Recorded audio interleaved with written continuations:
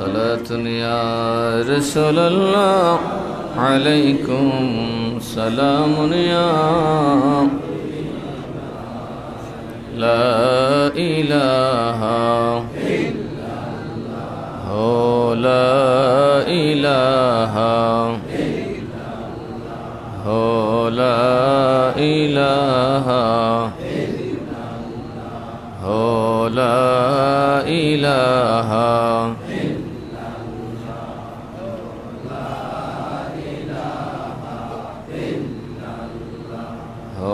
لا إله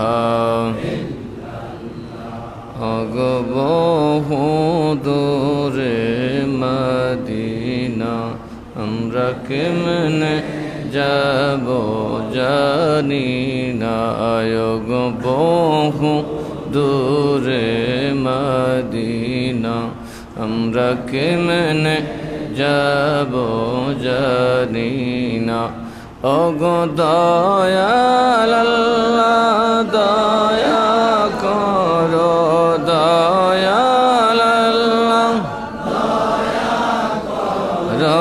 নসিব করো মদিনা লা ইলাহা লা ইলাহা لا إله إلا الله محمد رسول الله صلى الله عليه وسلم أعوذ بالله من الشيطان الرجيم بسم الله الرحمن الرحيم فإن عثر على أنهما استحقا إثما فآخران يقومان مقامهما من الذين استحق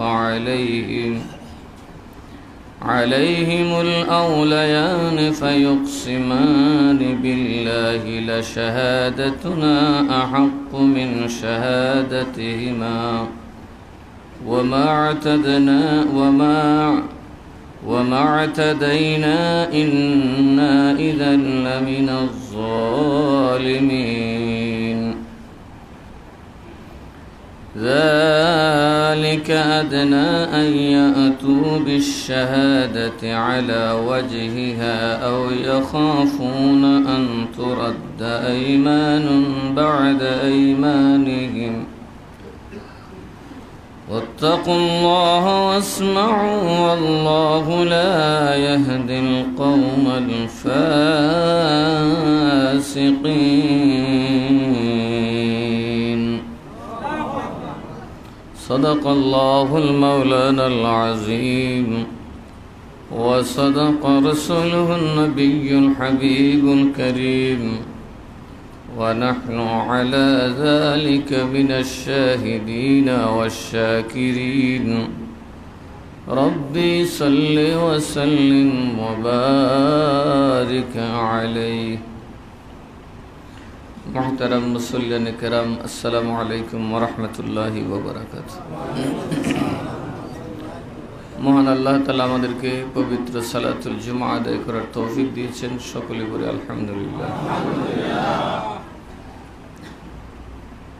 আল্লাহ যেন আমাদের এই সালাতকে কবুল করেন মঞ্জুর করেন সবাই বলি আল্লাহুম্মা আমিন আসলে আমরা আসতেও দেরি হইতেছে একবার আজকে সর্বনাশ করে দিছে গেছিলাম কিশোরগঞ্জ এলাকায় আসার সময় জ্যামে পইরা এবং রাস্তায় সূর্য ধরছে এই হইলে এখন সোনার বাংলাদেশ দেখারও কেউ নাই এই যে হাজার হাজার গাড়ি রাস্তায় আটক হয়ে রয়েছে কারে কেটা দেখবে এখন মনে হয় যেটা মগের মূল্য যে যেমনে পারে ফাতারে গাড়ি ঢুকাই দিচ্ছে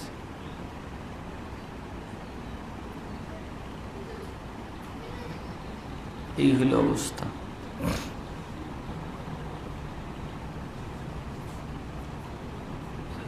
আল্লাহ তাআলা আমাদেরকে যাবতীয় ফেসাদ থেকে হেফাজত করুক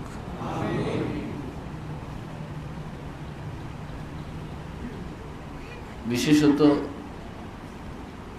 নাসিরনগরের কেউ একজন কুলাঙ্গার গত কদিন আগে ফেসবুক স্ট্যাটাসে রসুলকে গালিগালাজ করেছে। আমরা তার তীব্র প্রতিবাদ এবং নিন্দা জানাই।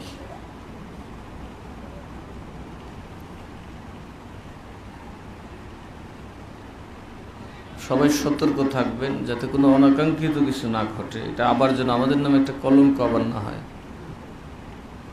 তো এই ধরনের মানুষের সাথে ইমানদারের চলা ফেরা ওঠা বসা সম্পূর্ণ কি হারাম।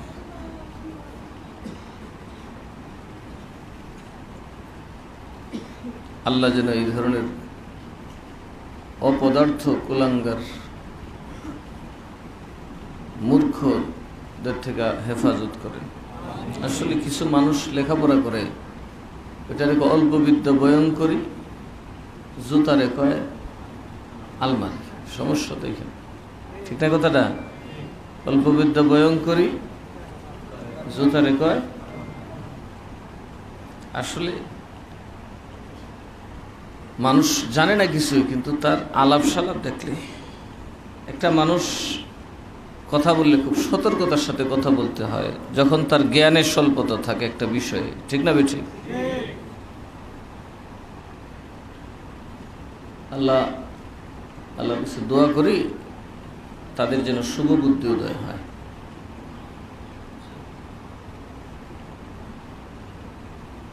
আবার শুনলাম যে এত বড় জেম কি কারণে, যে আমরা মাধবপুরের মহাবীররা আবার চমৎকার খেলা খেলছে। হ্যাঁ, পূর্ব মাধবপুর আর পশ্চিম মাধবপুর, খুব শান্তির বাতাস বইতে আছে। জোরজার যেন দেখার কেউ নাই। আল্লাহ এই দেশকে হেফাজত করুন। কালকে রাতের বিষয় দেখে খুব হতাশ হইলাম যে এইভাবে যদি কেউই না থাকে, এই রাস্তাঘাটে গাড়ি যেমন যেমন সেভাবে ঢুকতেছে, ভয়াবহ এক অবস্থা। চিন্তা তো কিছু, আবার নিয়ে কেউ ডাকাতি শুরু করলে কিছু করার নেই, রাস্তাঘাটে কেউ নাই তো। বাংলাদেশের মানুষ এখনো ভালো মানুষই বলা যায়, কিন্তু সমস্যাটা হইল মূর্খ। সমস্যাটা কি? মূর্খতা আমাদেরকে পেয়ে বসছে। এই যে মাধবপুরের ঘটনা খুঁজলে দেখবেন, হয়তো বাবা খুন নাইলে ডাইল ঘুরে একটা দুইটা লাগছে কাজ্জা, বাস এর ভিতরে বালা কাউরে মারে মুড়া দিলেছে, দরবারটা লেগে গেছে। আমাদের মধ্যে কমন সেন্স কাজ করে না। আমরা মনে করি লাঠি দিয়ে মারামারি করলেই আমরা কামিয়াব হয়ে গেলাম, অথচ এটা তো খুব জঘন্য অপরাধ। এটা যে একটা ফিতনা, ইসলামী কানুনে এগুলোকে খুব ধিক্কার দেওয়া হয়েছে। আইন হাতে নিয়ে ব্যবস্থা নেওয়ার কোনো অধিকার মানুষের নেই। এ ব্যাপারে আল্লাহ আলোচনা করেছে। যে আমি গত জুমাতেও কথা বলেছিলাম যে হযরত বুদাইল রাদিয়াল্লাহু তাআলা আনহুর যে পাত্রটা হারাইছিল, ওই পাত্রটা যখন মক্কায় পাওয়া গেল, তখন এটা কার হবে? যারা মিরাজদার তারা তো দেখেই চিনছে, তারা চ্যালেঞ্জ করলো যে আপনি এটা কোথা থেকে আনছেন? ব্যবসায়ীকে। ব্যবসায়ী বললাম এটা ইহুদি খ্রিস্টান দুটার কথা বললো, রাদ্দার কথা বললো যে আমি এটা তার থেকে নিয়ে আসছি।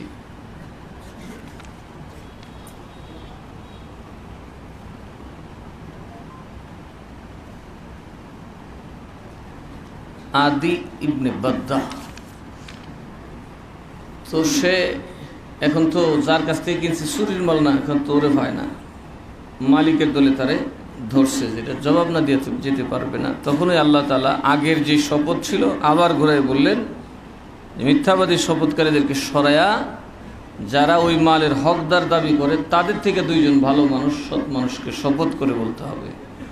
এটা আমাদের, কারণ যেহেতু যার কাছে মাল পাওয়া গেছে সেইটার কোনো প্রমাণ দিতে পারেনি, সে কোনো কাগজ দেখাইতে, চুরির মাল কিনলে কোনো ডকুমেন্ট দিতে পারবে কেউ?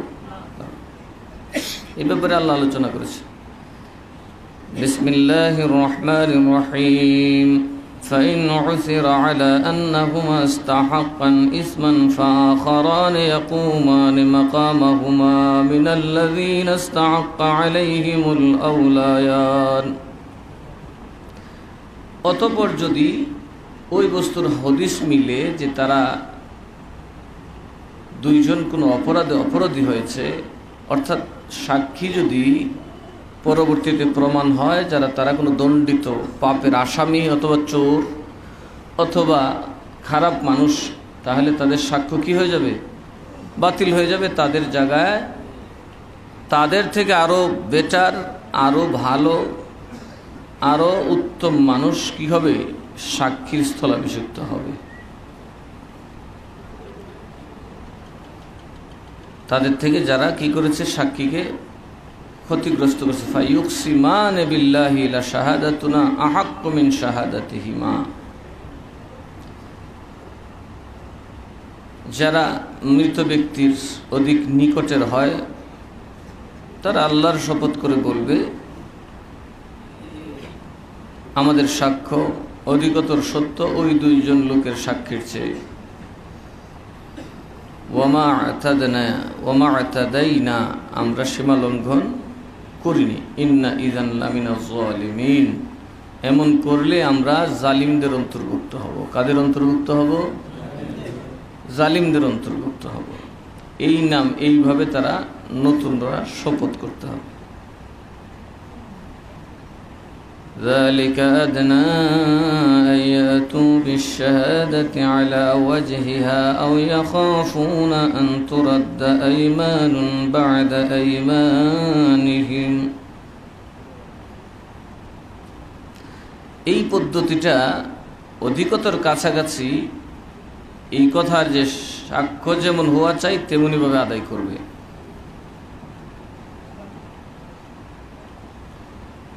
অথবা এরই ভয় করবে যে কিছু কিছু শপথ বাতিল করে দেওয়া হবে তাদের শপথগুলোর পরে। ওয়াত্তাকুল্লাহা ওয়াসমাউ, আল্লাহকে ভয় করো এবং তার নির্দেশগুলো ভালো করে শ্রবণ করো। ওয়াল্লাহু লা ইয়াহদিল কওমাল ফাসিকিন, আল্লাহ তার নির্দেশ অমান্যকারীকে হেদায়েত দেন না। কি দেন না? তাহলে বোঝা গেল যারা মিথ্যা কথা বলে এরা মসজিদে গেলে হেদায়েত পাবে না, আউলিয়ার দরবারে গেলেও হেদায়েত পাবে না, কোরআন শরীফ পড়লেও তারা হেদায়েত পাবে না। সাক্ষী যারা মিথ্যা সাক্ষী দেয়, তো সেই হিসাবে আমরা ওলামা যারা আছি আমরাও কিন্তু আপনাদের সামনে দ্বীনের আল্লাহ এবং রসুলের পক্ষ থেকে একটা সাক্ষী স্বরূপ। আমরা যদি কোরআন হাদিসকে বিকৃত করে অপব্যাখ্যা করে কোরআনের হক যথাযথ স্থানে না রাখি তাহলে আমরাও এই অপরাধে দণ্ডিত হব। তো আমাদের মধ্যে এরকম মিথ্যাবাদী আছে না নাই? যেখানে রসুলের শান এটাকে তারা গোপন করে, যেখান দিয়ে রসুলকে অপমান করা যাবে এটাকে তারা খুব, এটা কি কোনো মুসলমানের কাজ হতে পারে? কোনো আলেমের কাজ হতে পারে? তাইলে বোঝা গেল আমাদের মধ্যে যথেষ্ট লোক, কারণ আমরা আলেমরা সাক্ষী, রসুলের পক্ষ থেকে আমরা কথা বলছি। এই জন্য আমাদেরকে সবসময় সত্য কথা বলতে হবে। কিন্তু আমাদের অনেক আলেম আছে যারা দল বাঁচানোর জন্য যা মনে চায় তাই বলি, এবং কিছু পীর ফকির আছে এরাও তাদের লাভের জন্য মুরিদদেরকে যা মনে চায় তাই করে। এগুলার কোনো অস্তিত্ব কোরআনেও নেই, রসুলের হাদিসেও নাই, রসুলের হাদিস সিরতেও নেই। তো এইগুলা মানুষকে বলে বলে অন্ধ মুরিদ বানায় আলেমুল আমাদেরকে গালিগালাজ করার জন্য। ফেসবুকে দেখবেন কিছু মুফতি আছে, কিয়ের নামাজ, কিয়ের রোজা, সব আধ্যাত্মিক নামাজ, এগুলো ফেসবুকেই থাকবে। আমরা মতো গুনাহগারদের সামনে আসলে ওদের উযুও থাকবে না, গোসলও থাকবে না, ইনশাআল্লাহ সব নষ্ট হয়ে যাবে। কাজে ফেসবুক বিশ্বাস করে চলবেন না। আপনাদের সামনে যারা আছে তাদেরকে কিছু জয় জিজ্ঞাস কইরা ইমান আমান নিয়ে কথা বলি, কারণ এখন মিথ্যুকে জমানা ভরে গেছে। মিথ্যাবাদী আছে না নাই? ওই আমি রকেটে চড়ছি, আমি গরু চড়াইছি, আছে না? আমি এই করছি সেই করছি, ওই অমুক নায়িকার এটা আছে, অমুক বেশ্যার সেটা আছে, নাউজুবিল্লাহি মিন যালিক। এই ধরনের কাজ আলেমদের জন্য শোভনীয় নয়। তারা ফাসিক। তারা কি? মিথ্যাবাদীকে আল্লাহ কি দেন না? হেদায়েত দেন না। এই জন্য শপথের ব্যাপারে, কসম করার ব্যাপারে অত্যন্ত সাবধান থাকতে হবে। আপনি যদি কোনো ব্যাপারে শপথ করে বলেন, তাহলে এটার উপর আপনাকে অটুট থাকতে হবে। যদি আপনার শপথ নষ্ট হয়, তাহলে আপনি লজ্জিত হবেন, কারণ মানুষ বলবে তুমি মিথ্যু। ওই যে দুইজন পাত্র সাক্ষী দিয়ে নিয়ে গেল, কিন্তু নিয়ে যাইতে যাইতে ধরা পড়ার পরে এখন তাদেরকে বহিষ্কার করা হলো। এখন সমাজে তারা মুখ দেখাতে পারবে? তাদের ব্যবসা লাটে উঠছে, মানুষ মিশা কথা, এর সাথে ব্যবসা করিস একবারে এক সাক্ষী মিথ্যা হইয়া পাত্র যে একটা চুরি করছিল এটা তো যেমন তেমন, এখন একবারে তাদের ব্যবসায় বসে গেছে। এরকম হয় কি হয় না? দেখবেন ভ্রাম্যমাণ আদালত যে ভালো করে ধরে এর কাম শেষ। এই এলাকায় ব্যবসা করতে, আমি ওই দিন একজন জিগে এলাম ওষুধের ব্যবসা করতে। কি করেন? কয়েন মুদিমাল বেশি। ওষুধ কই? কয় ওষুধ বেচা সেরেছি। ভ্রাম্যমাণ আদালত বুঝি তারা ধরছে আর ওই ফেসবুকে ছেড়ে দিছে। এখন সে ওষুধ লিয়ে বই লিখো, দূর তুমি 2 নম্বর খালাস। ও সার্টিফিকেট হুজুর পরে লইছি, এরপরে আমার কাছ থেকে ওষুধ দেয় না। মুদির মালও ভালো করে বেচতাম পারি না, কারণ যেটা দেখছে এটাই খালি উল্টা ফুল্টা কয়। কাজে অসৎ মানুষের সময় বেশি দিন থাকে না। এই জন্য সাক্ষী দেওয়ার ব্যাপারে শপথ করতে হবে আল্লাহর ভয়ে, যাতে সেখানে কোনো মিথ্যা না থাকে। ইয়াউমা ইয়াজমাউল্লাহুর রাসূলা ফায়াকুলু মাযা উজিবতুম ক্বালু লা ইলমা লানা ইন্নাকা আনতা আল্লামুল গুয়ুব।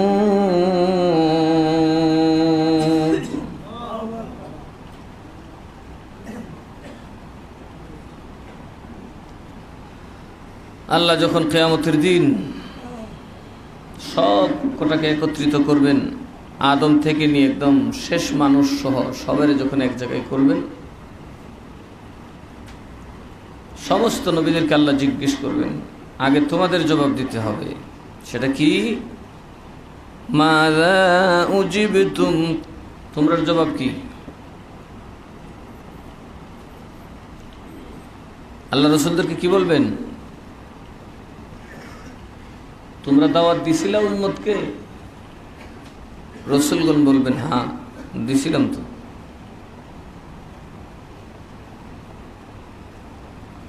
দাওয়াত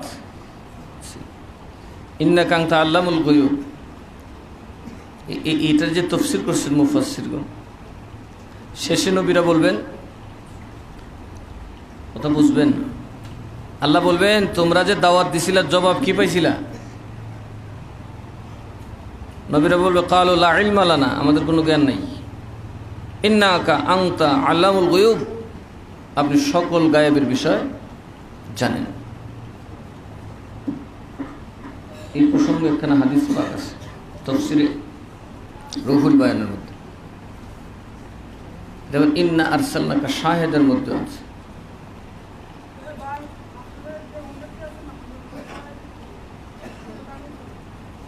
কি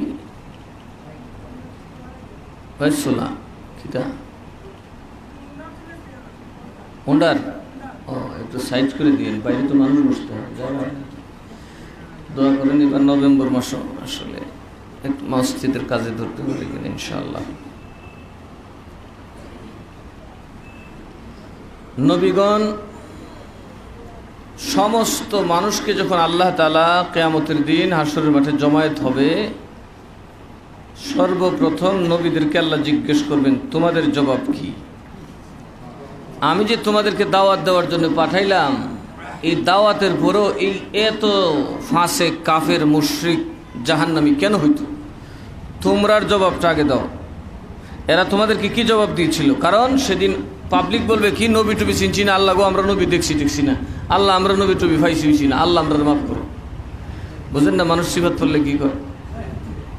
এরা সব মুখ সুখ ধুয়ে ফেলবো যে আল্লাহ আমরা কোনো দোষ নাই, আল্লাহ আমরা কেউ পাইছি না, আমরা নবী কইছে না, এই নাই এন নাই তেন নাই, আমরা কানে তো বালা করে কেউ আজানও গিয়ে দিছে না। তখন নবীদের দায়িত্ব দাওয়াত দেওয়া। আল্লাহ নবীদেরকে বলবেন দাওয়াত দিছিলা, কি জবাব আনছ? এরা তোমাদেরকে কি জবাব দিয়েছিল? কবুল করছিল না বিরুদ্ধে চলে গেছিল? নবীরা বড় আদবদার, ওরা আল্লাহর সামনে এত কথা কইতে চায় না। এরা বলবে আপনি সব অদৃশ্যের খবর বলুন, আল্লাহ গায়েবের খবর জানে। তো আল্লাহ যদি গায়েবের খবর জানে তো সাক্ষী দিত গিয়া, তো আল্লাহ যদি বিচার করে, এটা আদালত না, সাক্ষী লাগবে না? আরো কার বিচার? মানও বললে কথা। এরার বিচার কি সহজে করা যায়? পর্তায় পড়লে অনেক কিছু, পর্তায় না পড়লে কিছুই না। কথা ঠিক না? ঠিক। এই জন্য আল্লাহ তাআলা বলবেন আম্বিয়া কিরামকে তোমরা দাওয়াত দিয়েছিলে? হ্যাঁ দিছিলাম। দাওয়াত গ্রহণ করেছিল? আল্লাহ করে নাই। কেউ করছে? কেউ? ঠিক আছে, এই জাতি আমার নবীগণ তোমাদেরকে দাওয়াত দিছে, তোমরা দাওয়াত পাও নাই? নাউযুবিল্লাহ মিন যালিক। কৈফিয়ত সবাই অস্বীকার করবে। যখন অস্বীকার করবে আল্লাহ তাআলা বলবেন তাইলে আদালত বসাও, সাক্ষী আনো। নবীদেরকে বলবেন তোমরা তোমাদের কথার পক্ষে সাক্ষী দাও। নবীগণ বলবেন উম্মতে মুহাম্মদীর রাহাবর যারা, উম্মতে মুহাম্মদীর আল্লাহওয়ালা যারা, ওই যে আপনার আরশের ছায়ার নিচে আছে, তারা সাক্ষী দেবে আমরা দাওয়াত পৌঁছাইছি কিনা। আল্লাহ তাআলা তাদেরকে জিজ্ঞেস করবেন। উম্মতে মুহাম্মদীর ওই রাহাবার যারা, ওলামা ফুকাহা ফুজালা আউলিয়া যারা, তারা বলবে রাব্বি আমরা তো আপনার নবীদের পক্ষে সাক্ষী দেব। কার পক্ষে? নবীরা দাওয়াতে কোনো কার্পণ্য করেন নাই। ওরা অনেক নবীকে শহীদ করছে, হত্যা পর্যন্ত করছে, দেশ থেকে তাড়াইছে, কাইটা টুকরা টুকরা করে ফেলেছে। আর ওরা এখন কয় নবী দাওয়াত মানে নাই। ওই পক্ষ থেকে একজন নেতৃত্ব দেবেন, ইবলিসের পক্ষ হইয়া, যে তোমরা কোত্থেকে আবার সাক্ষী দাও। সাক্ষী দিতে গেলে তো ঘটনাস্থলে থাকা লাগে এবং ঘটনাটা দেখা লাগে। সুতরাং তোমরা না ওই সময় ছিলে, না ওই সময় আমাদেরকে দেখছিলে, তোমরা কি বুঝে সাক্ষী দাও? না দেখে কি সাক্ষী দেওয়া যায়? হ্যাঁ, আল্লাহ বলবেন হ্যাঁ এদের যুক্তি তো ঠিক, না দেখে সাক্ষী দেওয়া যায় না, না দেখে সাক্ষী দেওয়া যায় না। উম্মতে মুহাম্মদীকে আল্লাহ বলবেন তো তোমাদের কোনো সাক্ষী আছে? তোমরা কোথা থেকে সাক্ষী দিলা? তোমরা ছিলা কো না, দেখছিলা কো না, তো তোমরা হাজির নাজির না, তো সাক্ষী দিলা কেমনে? তখন বলবে আমাদেরকে আমাদের নবীজি বলছেন। কে বলছেন? ঠিক আছে, আমার হাবিবকে ডাকো। আমাদের নবীজিকে আল্লাহ ডাকবেন, আপনি বলুন আপনার উম্মত যে সাক্ষী দিয়েছে ওরা কি সঠিক নাকি বেঠিক? আল্লাহর রসুল বলবেন আমার উম্মত যা বলেছে সঠিক বলেছে। তখন ওই উম্মতরা আবার দাঁড়াবে, দাঁড়িয়ে বলবে আল্লাহ এখন আবার ঘুরে তো এক কথাই, আগে যারা সাক্ষী দিছিল তারা আমাদের যুগে হাজির বা উপস্থিত ছিল না, নাজির বা আমাদের ঘটনা তারা চোখে দেখে নাই, তো তোমার রসুল দেখলো কই? আল্লাহ কই হুয়াল আউয়ালু ওয়াল আখিরু ওয়াজ জাহিরু ওয়াল বাতিন। আমি জানতাম তোরা অবাধ্য হবি, এই জন্য আমার রসুলকে আমি এই পাওয়ার দিয়েছি, তিনি শুরু থেকে শেষ পর্যন্ত 63 বছর জাহেরে বাকি জিন্দেগি বাতেনে সকলের আমলের খবর তিনি জানেন। আমি তাকে জানাই রাখছি ইন্না আরসালনাকা শাহিদাও ওয়া মুবাশশিরাও ওয়া নাযীরা। শাহিদ বানাইছি আমি, তাকে সাক্ষী বানাইছি আমি, এজন্য তুই আমাকে তাকে আমার আরশে আজিমে নিয়ে যেতে হয়েছে। আমার গোটা রহমাতুল লিল আলামিনকে আমি রব্বুল আলামিনের কুল কায়নাত দেখিয়েছি। এটা কি বেশি, এটা শিরিকের কিছু আছে এখানে? এটা কি অপারগতার কিছু আছে? কেন আমাদের খবর আজরাইল জানে না? কোন রুহুটা জান্নাতি জান্নামি আজরাইল জানে কি জানে না? কোনটা নষ্ট কোনটা ভ্রষ্ট আজরাইল রুহু কবজ করার সময় আমল দেখে না? তো আজরাইল আদম থেকে শুরু হয়েছে, প্রত্যেকের কাছে আছে না নাই? তো প্রত্যেকের নাম ঠিকানা আদমের কাছে আছে, আজরাইলের কাছে আছে না নাই? ইবলিসের কাছে, ইবলিস তো শুরুর থেকে কিয়ামত পর্যন্ত লাস্ট যেটা চাবি দেওয়ার এটা চিনবো, সব কটার আমলের সম্পর্কে জানে। তাহলে কি নবীর ক্ষমতা ইবলিসের চাইতে কম না বেশি? কিন্তু ইবলিসকে চাওয়ার প্রেক্ষিতে আল্লাহ দিয়েছেন, দেখো তোমার ক্ষমতা দিয়ে কি করতে পারো।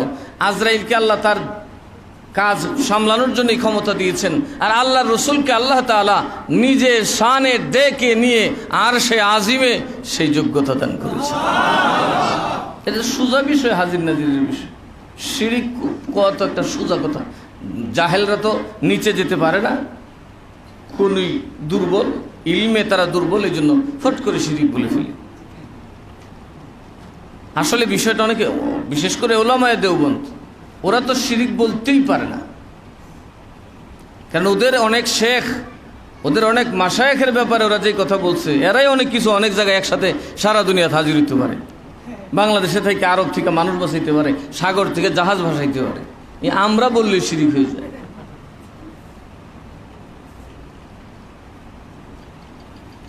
এই হলো হাজির নাজিরের কারণ। আমাদের নবীকে আল্লাহ তাআলা পূর্বাপর যা আছে সব কি জানিয়ে দিয়েছেন। এই জন্য আল্লাহ তাআলা বলবেন কোরআন খোলো, কোরআন খোলো, আমার কোরআনে কি আছে? কারণ নবীর উম্মত বুঝছে, নবীর উম্মতের আলেমদেরকে জিজ্ঞেস করা হবে তোরা পেলি কোথায়? বলে আল্লাহ আপনার নবী বলছে না, তো তোরা নবী পাইছি, দেখো না পাইলে নবীর হাদিস, নবীর কোরআন তো পাইছি। এই কোরআনে এবং হাদিসে রসুল আপনি বলছেন ওহিয়ে মতলু, রসুল বলছেন ওহিয়ে গায়রে মতলু, সব বিস্তারিত বলে দিয়েছেন। এই জন্য এদের ব্যাপারে আমাদের জানতে আর কোনো সমস্যা। এমনকি নবীর উম্মতের এমনও আলেম থাকবেন, ওই সমস্ত উম্মতের নাম ধরে ডাকাডাকি শুরু করবেন, এফন লাগোই দন লাগোই, কিরে তোর উচ্চতা উদ্দূর, তোর উচ্চতা উদ্দূরের ভাই জানোই দিদি সুবহানাল্লাহ কইতে না, তখন কেমনে জানোস? আমার নাম জানোস কেমনে? আমার বাপের নাম জানোস কেমনে? আমার রসুল তোদের নাম বলে দিছে, কারণ আমার রসুল 15,000 বছরের গায়েব জানে। কথা কন ঠিক না? জানাইছে কে? নবীর কাছে গায়েব প্রকাশ করেছেন কে? নাহলে নয়তো তো সিস্টেম ঠিক থাকবে না।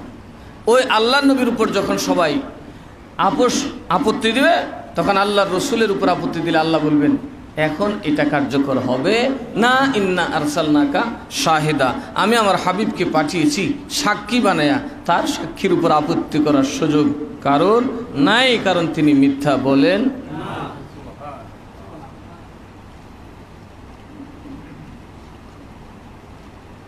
এই জন্য নবীদের এলমে গায়েব নাই, মানে সত্তাগতভাবে তারা গায়েবের ধারক না, আল্লাহ তাদেরকে দান করেন। আল্লাহ তাদেরকে কি করেন? এই জন্য যেহেতু দানে মালিক, এই জন্য আগে মালিক বলা যায় না, ঠিক না? যিনি আপনাকে দান করছে আপনি মালিক হয়েছেন, কিন্তু তার সামনে মালিকানা খাটাইতে পারবেন। এই জন্য নবীগণকে আল্লাহ গায়েবের ইলম দিলেও আল্লাহর সামনে বলার ক্ষমতা নাই। আল্লাহকে বলবে আপনি তো বেটার জানেন, সব জানেন, কিন্তু আল্লাহ কয় আমি সব জানলে তো তুমগুরু পাঠাইছি কে? আমি যদি সব জানি তো এখন ওদেরকে বুঝাইবো কেটে? এরা আবার কইব কি আমি আল্লাহ জুলুম করছি, কারণ ইবলিস আমারে তো তহমত দিছে। কথা কয় না কে? আমি এরা বাইর করে দিছি, এর উপরে জুলুম করছি, ইনসাফ করি নাই। আমি আদম রে শ্রেষ্ঠ বানাই দিছি, মাটি রে শ্রেষ্ঠ বানাইছি, আমি বুঝি নাই আগুন যে মাটিরে জ্বালায়, এ তো সব বুঝে, কাজে এই পাবলিক তো আরো পণ্ডিত। কথা কন ঠিক না বেঠিক? এই জন্য প্রয়োজনে আল্লাহর নবী, আমাদের নবী প্রত্যেকটা আগের উম্মতের আমল বলে দিবেন, ঠাস ঠাস করে বলে দিবেন, তখন ধরা পড়ে যাবে। তো আল্লাহ বলবেন হাবিব আপনি এত কষ্ট করার দরকার নেই, এদের মুখ বন্ধ করে হাতটি খুলে দেয়, হাতে কটকট করে কয়ে দিব কেটা কি করছে, এরপরে হুম হুম করবো, হুম হুম হুম, এমন নষ্ট হইব কাফেররা। তো বেহেশতে যাওয়া চাই, কিন্তু সেদিন কোনো সুযোগ, যেদিন নবী যার পক্ষে দাঁড়াবে তারই উপায় হবে, বাকির আর কোনো উপায় নাই।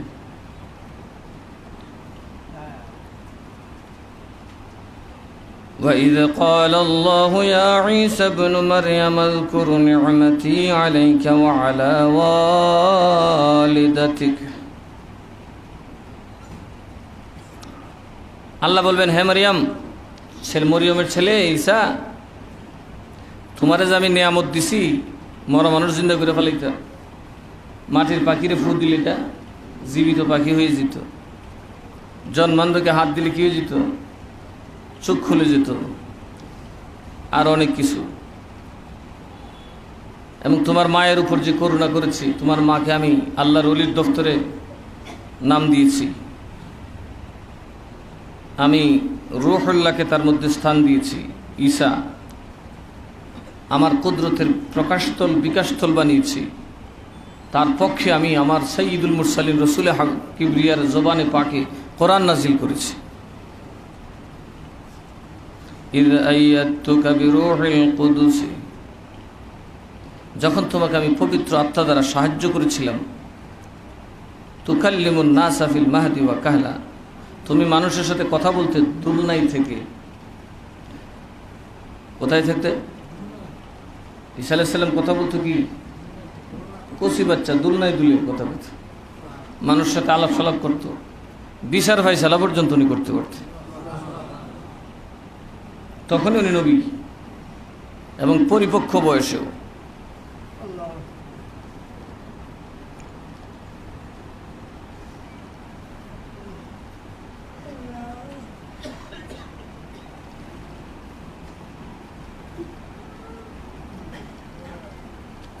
এখানে আল্লাহ দুইটা কথা কইছে, তোমাকে আমি জিবরাইল দ্বারা সাহায্য করছি, তুমি অপরিপক্ক বয়সেও আবার পরিপক্ক বয়সে। এর মানে হইল উনি আবার আসবেন জিবরাইলের সহযোগিতা নিয়ে, দুনিয়াতে উনি আবার আসবেন। উনি যেই বয়সে গেছিলেন ঠিক সেই বয়স, যুবকের বয়সে আসবেন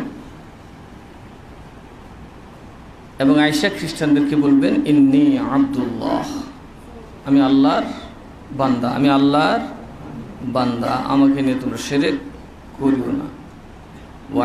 ওয়া ইযা আল্লামতুকাল কিতাবা ওয়াল হিকমাতা ওয়াত তাওরাতা ওয়াল ইনজিল, আল্লাহ বলেন আমি তোমাকে হেকমত বুঝেন? হেকমত কি? দাও খুন তুলে দৌড়াদৌড়ি না, মারামারি করে সমাধান না, রক্তপাত ছাড়া বিনা ঝঞ্ঝাটে সমস্যা দূর করার যে জ্ঞান, এটাকে কি বলা হয়? এটাকে কি বলা হয়? সংঘর্ষ করে না। এই হেকমত এখন জাতির মধ্যে আছে? থাকলে লাঠিলে দৌড়ে।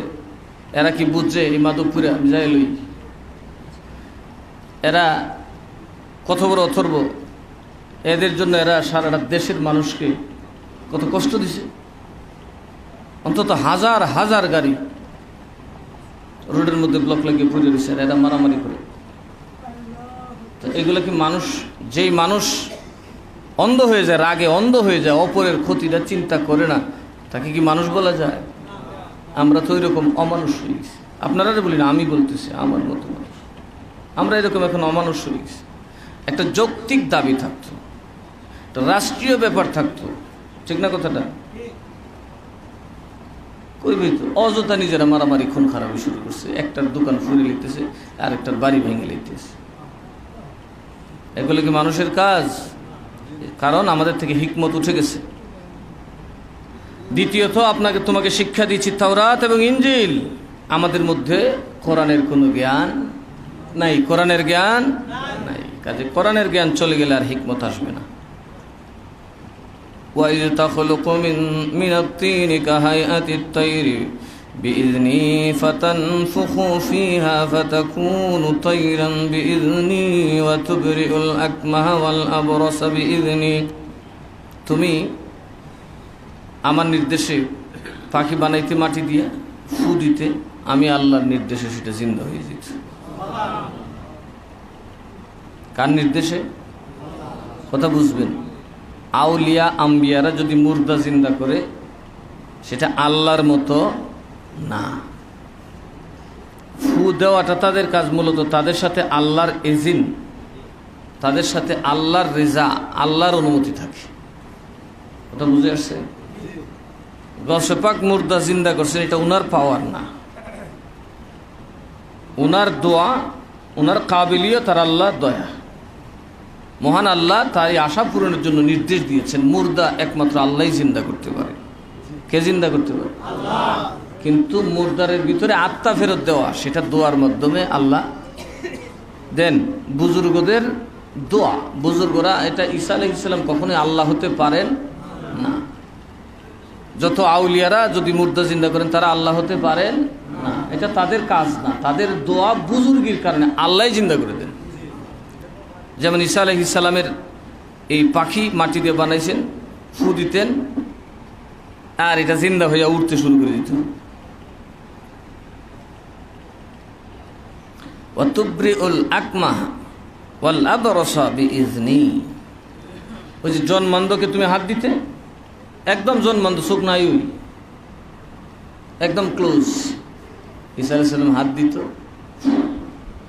আরে কই কে চোখ গজাইল কোথেকে? তো অনেকে বলতো যে ঈসা তো আল্লাহ, জোরে কর নাউযুবিল্লাহ। এই জন্য বলি, আমরা কি আউলিয়াদেরকে ওরকম মনে করি?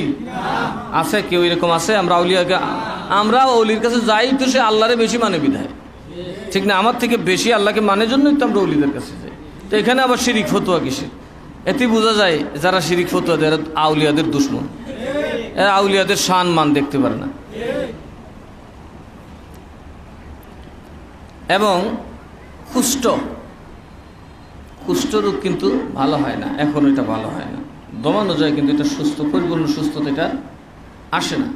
এই ঈসা আলাইহিস সালাম কুষ্ঠরোগীকে ধরলে সেও বলে যেত, কিন্তু সব আল্লাহকে বিইজনি, আমার নির্দেশে। ওয়াইদ কাফাফতু ওয়াইদ তুখরিজুল মাউতা বিইজনি, তুমি আমার নির্দেশেই মূলত মৃতকে জিন্দা করতে। হুম বিইজনিল্লাহ বললে যে জিন্দা হইতো, এটা কার নির্দেশে? কত বড় শান আল্লাহ ঈসা আলাইহিস সালামকে দিয়েছে। وَإِذْ كَفَفْتُ بَنِي إِسْرَائِيلَ عَنْكَ إِذْ جِئْتَهُمْ بِالْبَيِّنَاتِ, এবং যখন আমি বনী ইসরাঈলকে তোমার থেকে নিবৃত রেখেছি, যখন তুমি তাদের নিকট উজ্জ্বল সুস্পষ্ট নিদর্শন সমূহ নিয়ে এসেছিলে, فقال الذين كفروا منهم إن هذا إلا سحر مبين, যখন তোমাকে দ্বীনের দাওয়াতের দায়িত্ব দেওয়া হলো আর তুমি যখন দাওয়াত নিয়ে গেলে, এরা স্পষ্ট বলে দিল এগুলো জাদু ছাড়া কিছুই না, এগুলো জাদু ছাড়া। নবীদের মুজিজা কি জাদু? ঠিক এখনো আছে একদল লোক নিজের মতে না বললে কোনো আউলিয়ার দরবারে গিয়ে কাজ হইলে কিন্তু জাদু, জিন ফলে, কথা কেন কে হয় না নি? জিন ফলে। আমার ওই দিন একজন জিজ্ঞা, আপনার জিন করান করি কি থাকো? আল্লাহ দাসত্ব করো, জিনের দাসত্ব করবো কেন? আল্লাহর গোলামি গ্রহণ করলে আল্লাহ তাআলার নিয়ামত পাওয়া যায়, ঠিক না ঠিক? জিন কি আমার থেকে উত্তম নাকি? জিন কি মানুষ থেকে উত্তম? তো জিন আবার কেমনে মানুষের উস্তাদ হয়? যে জিনের পায়রবি করবে সে তো গুমরা হয়ে যাবে, সে পথভ্রষ্ট হয়ে যাবে। কারণ জিনের পদস্খলন সবচেয়ে বেশি, এদের মধ্যে মিথ্যার প্রচলন, কেবল মিথ্যার কারণেই আর দুষ্টামির কারণে জিন জাতি ধ্বংস হয়ে গেছে। এদের বড় পাপ ছিল মিশা কথা বল। সুতরাং আমরা জিন পালব না, আমরা কিভাবে আল্লাহকে খুশি করা যায় সেই চেষ্টা করতে হবে, ঠিক না বে ঠিক? আল্লাহকে খুশি করতে হবে, আল্লাহর ইবাদত করতে হবে। আল্লাহ যেন আমাদেরকে বুঝার তৌফিক দেন। কিন্তু একদল লোক আছে যারা কাফের, এরা কি বলবে? জাদু। এরা কি বলবে? আমরা নবী গাছরে ডাক দিলে আসতো, পাথরে কথা বলতো, বুঝাইলে শুনে বাপরে একেবারে বড় জাদুরে, কথা ঠিক না বে ঠিক? এ মানছে মানে নাই, কাজে এর দিকে তাকায় তো লাভ নাই, আমরা আমাদের কাজ করতে থাকি। আল্লাহ যেন আমাদেরকে কবুল করেন। আসুন আমরা একটু নবীজিকে সালাম দিই। ইয়া নবী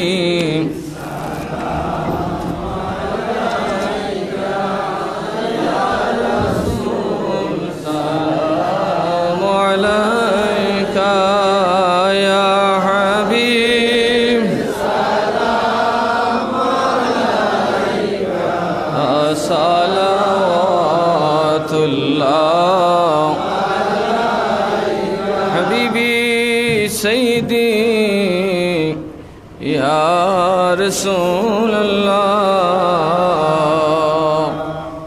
آقا سيدي يا حبيب الله از طفیل غوث اعظم बादशाह है हर दो आलम, सदक़े इमाम आज़म दूर हो सब ही रंज गम। या नबी सलाम अलैका, या रसूल सलाम अलैका, या हबीब सलाम सलावतुल्लाह।